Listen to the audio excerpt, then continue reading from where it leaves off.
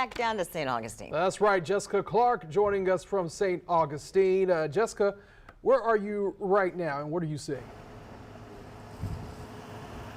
Okay, so we're on the corner of Lakina and Riberia in the edge of Lincolnville, and the cherry picker and the man in it just coming down. He has been working on a tree that had really tipped over and had gotten itself all tangled up in the wires. And boy, we just watched him do some surgery. Okay, it looks like he might be going back up.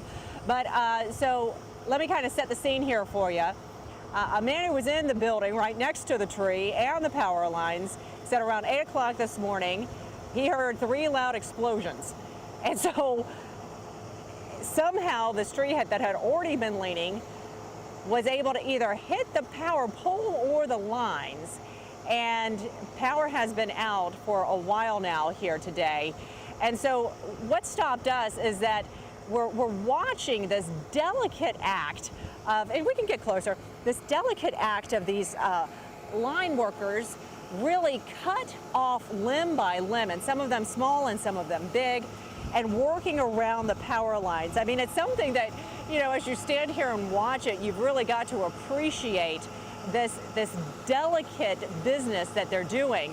One, to make sure that the limbs they're cutting don't get all tangled up in more lines, but also that they're not cutting the lines either.